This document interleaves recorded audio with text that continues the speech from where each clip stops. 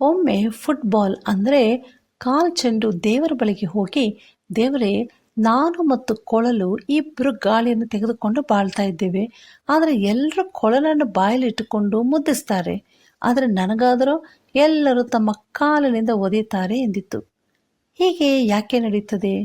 ನಾವಿಬ್ಬರೂ ನಿನ್ನ ಸೃಷ್ಟಿ ತಾನೇ ಎಂದಿತ್ತು. ಅದು ದೇವರೊಂದಿಗೆ ದುಃಖದಿಂದ ಮಾತನಾಡಿತ್ತು. ಅದಕ್ಕೆ ದೇವರು, ನೀನು ಹೇಳೋದು ಸರಿ, ನೀವಿಬ್ಬರು ಗಾಳಿಯಿಂದ ಜೀವಿಸ್ತೀರಿ ಮತ್ತು ನೀವಿಬ್ಬರು ನನ್ನದೇ ಸೃಷ್ಟಿ ಎಂದು ಒಪ್ಪಿಕೊಳ್ಳುತ್ತೇನೆ. ಆದರೆ ಕೊಳಲು ತಾಜಾ ಗಾಳಿಯನ್ನು ತೆಗೆದುಕೊಂಡು ನನಗಾಗಿ ಸುಂದರವಾದ ಧ್ವನಿಯನ್ನು ಉಡುಗೊರೆಯಾಗಿ ಕೊಡುತ್ತದೆ. ಆದರೆ ನಿನಗೆ ನೀಡಿದಂಥ ಗಾಳಿಯನ್ನು ತೆಗೆದುಕೊಂಡು ನಿನಗಾಗಿಯೇ ಇಟ್ಟುಕೊಳ್ಳುತ್ತಿ. ಹೀಗಾಗಿ ಎಲ್ಲರೂ ಕೊಳಲನ್ನು ಪ್ರೀತಿಸ್ತಾರೆ, ನಿನ್ನನ್ನು ಒದೆಯುತ್ತಾರೆ ಅಂತ ಹೇಳಿದರು. ನಾವು ನಮ್ಮ ಜೀವಿತವನ್ನು ಹೇಗೆ ನಡೆಸ್ತಾ ಇದ್ದೇವೆ? ನಮ್ಮ ಜೀವನ ಫುಟ್ಬಾಲ್ ಥರ ಇದೆಯಾ ಅಥವಾ ಕೊಳಲಿನ ಹಾಗೆ ಇದೆಯಾ?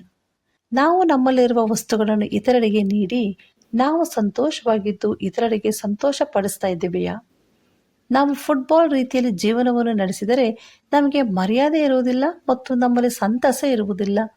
ಕೊಡುವುದರಿಂದ ಯಾರೂ ಬಡವರಾಗುವುದಿಲ್ಲ, ಬದಲಾಗಿ ಅವರು ಜೀವನದಲ್ಲಿ ಹೆಚ್ಚಾಗಿ ಬೆಳೆಯುತ್ತಾರೆ.